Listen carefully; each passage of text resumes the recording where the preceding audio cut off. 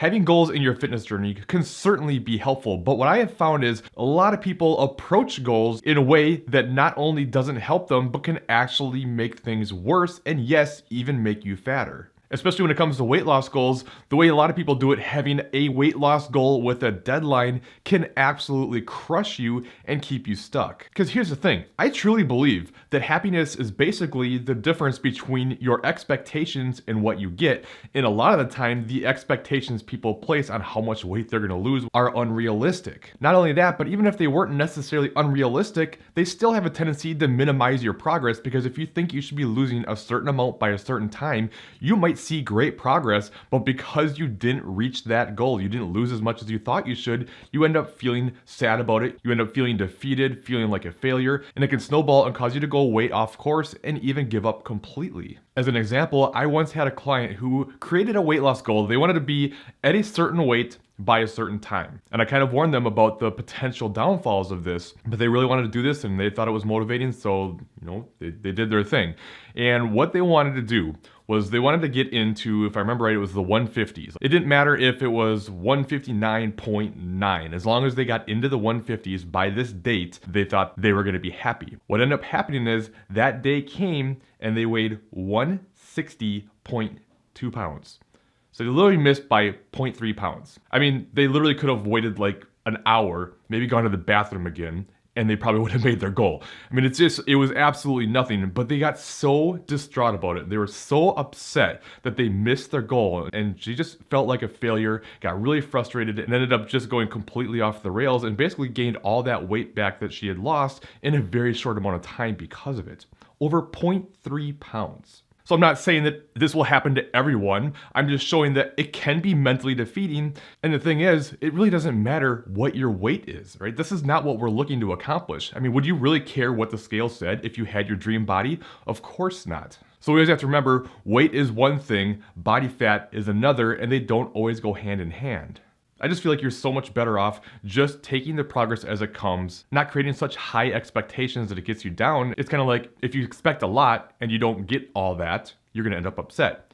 Expect nothing, then you end up happy with just about anything. So this is how your goals, if done incorrectly, can definitely make you fatter. And don't worry, I'm going to get into what you should look at more when it comes to goal setting. But I just really want to hammer home the point that the mental side of things is so overlooked. Like, we always think about, what do I need to do physically to get the results I want? What exact diet do I need to follow? How many times a week should I strength train? How much cardio should I do? What exact food should I eat? All this stuff, when honestly, the mental side of things is just as important, if not, and I argue it is more important than what you physically do. I mean, you can do a lot of stuff wrong and get fantastic results if you just keep going and stop giving up. So the more you can detach your emotions from your results, the better off you're going to be, because I promise you, there will always be times that it doesn't feel like it's worth the effort. Now, even then, even if you do reach your goals, so many people think that just reaching these goals is what's going to make them happy. But no goal is going to be the thing that creates happiness for the rest of your life. It just doesn't work that way.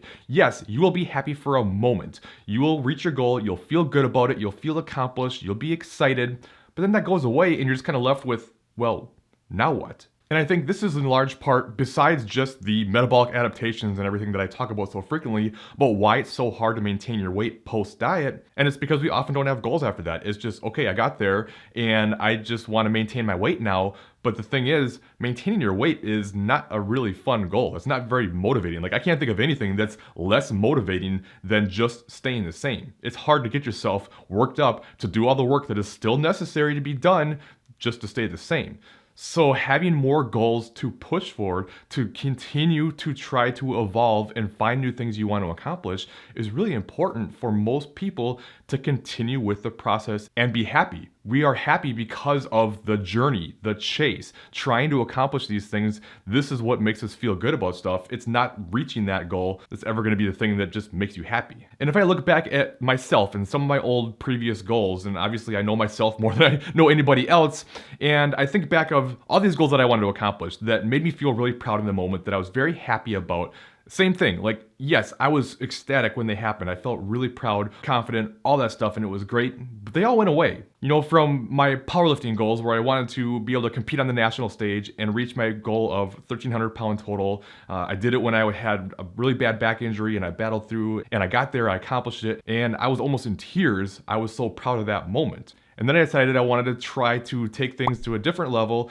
and compete in a physique competition. And I wanted to do it when I turned 40, and I wanted to do it on the biggest stage in OCB at the Yorton. So I worked on that for 2 years, did one show the week before, my friend Paul's show in Tampa, and then I did the show at the Yorton. And again, I was very proud of that. Felt really good, made me feel happy and confident and everything else. And it's not just fitness goals. I mean, I'm talking about everything in life. You know, we moved from Minnesota to Florida. We completely uprooted everything when we were in our mid-30s, had a mortgage that we were underwater on, left all of our friends and family that we had known for the last 35 years and made that big change, got down here. I started my own business. Wasn't sure if that would ever work out. It's turned into something that I couldn't believe it ever turned into. And then we eventually were able to buy our home down here in Florida, which was probably the most proud moment of my life, to work so hard for so long to accomplish this big dream that we had together as a family. That was amazing. That was a huge goal. We hit that goal and that felt great, but still, right? It wasn't like that was the thing that made me happy. And honestly, right now, I'm kind of struggling a little bit. Like, I've just felt pretty unmotivated, feeling a little bit lost. And when I really think about it, I think it's because I don't really have anything I'm working towards now. I've accomplished a lot that I'm very happy about. And it's almost kind of like, okay, I did everything I set out to do. Like, now what do I do? You know, where am I supposed to go from here? And I haven't set that next goal. And I think I need to kind of really dig in now and take my own advice from this video and figure out what I want to do and where I want to go from here. Because without having those goals to work towards, it can be easy to feel lost and unmotivated. Which, by the way, I hope none of that comes across as being like conceited or, you know, thinking that I'm better than anybody else. Absolutely not. And for me, I'm very happy with what I've done. There's so many people who have done so much more.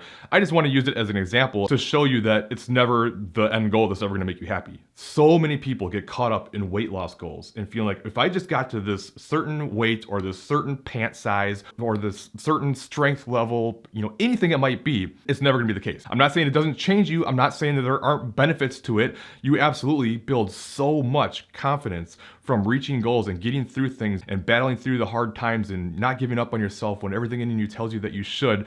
It's amazing what it does for you, but it's never going to be the thing. I know I'm kind of repeating myself, and I try to not do that in these videos because I don't want people to click off, but I just think it's so important. So anyways, what should you do for your goals, especially if you're looking to lose fat? My thing is, instead of having a weight loss goal, like, okay, yeah, you say you want to lose 30 pounds. Okay, great. What are you going to do to get there? How are you going to accomplish that? And keep in mind too, what you actually look like at 30 pounds less might be a lot different than you think. You might look better than you thought, or even worse than you thought. And you might look even better with less weight loss. I mean, it's just hard to say, but still, if you don't know how you're going to get there, that goal doesn't really do much for you. What's a much better goal is to create action-based goals. Instead of, I want to lose X weight or get to X size, you know, be able to fit into my old jeans or whatever else. Okay, let's focus on, I'm going to work out X times per week, right? I'm going to consistently track my macros every single week. You know, I'm going to stay within a certain range of those macros. These things that you can control that are action-based, that are going to be the things that help get you to that goal. And then focus on doing those goals and not the result that comes with it. Because like I said earlier, there's going to be times, it's unavoidable, that you're going to feel like the action you put in is not worth the effort for the result you're getting. And you have to detach your emotions from that result. You cannot get where you want to be if you get too mentally attached to those results. It drives people into the ground, it defeats them, and makes them feel like failures, and they give up, and they constantly start and stop and start and stop for decades, getting nowhere, usually just going backwards because of what happens to your metabolism by doing this and all the overeating that comes with it.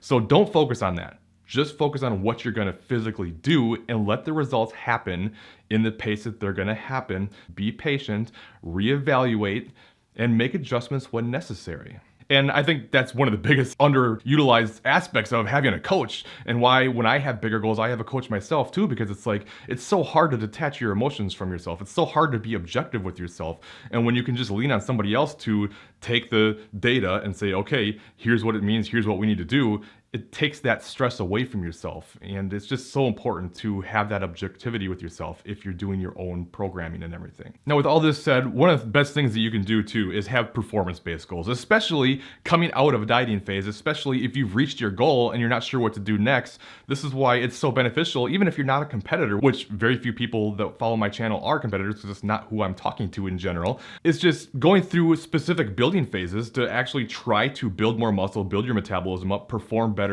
create strength goals and things like that can be really beneficial, because if you're going to gain a little bit of weight anyways from a reverse, or if you're just unmotivated to try to stay the same like most people are, having this thing that you're working towards to make progress, it makes it feel like you have more use for what you're doing, and like it has a purpose. I'm gaining weight, yes, but I'm getting stronger. I'm building more muscle. I'm setting myself up for another good cut down the road, and it makes you feel like you're making progress. I mentioned earlier, we like to make progress. So going through this can keep you going in the long run rather than this kind of all or nothing approach. I'm not saying that this is something that you have to do. I'm not saying that this is a one size fits all approach for everybody. I'm just giving you things to think about and goals that you can try to accomplish once you do reach the goal that you're after, so you can help feel more accomplished and happy and progressing in your life. And please, do not get caught up in this whole genetic potential thing. Don't worry about what your genetics will allow you to do.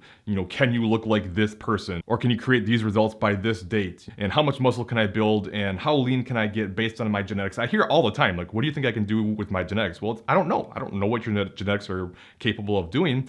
All I know is you can always improve for you no matter what. And it's almost like this whole question of genetics, I think it's oftentimes a way for people to look for reasons to not go after and do the hard thing, because if you don't think that you can get there based on your genetics, then okay, well, I'm not gonna put in the work. And that makes you feel more comfortable about not having to do the hard thing that is trying to reach these goals. If you wanna see what your genetic potential is, just go in, work hard, be consistent, keep doing it, and you'll find out no matter what, you're gonna be better off than where you were. So it's always worth it. And I just wanted to throw that out there. Now, with all that said, I do think there's some keys to successful weight loss, and it's not what you normally hear, and it's not even something that I normally talk about. And I think it'd be really beneficial for you to check out this top video next and make sure you set yourself up for a lifetime of success. If you have any questions, leave them in the comments below, and I'll see you next time.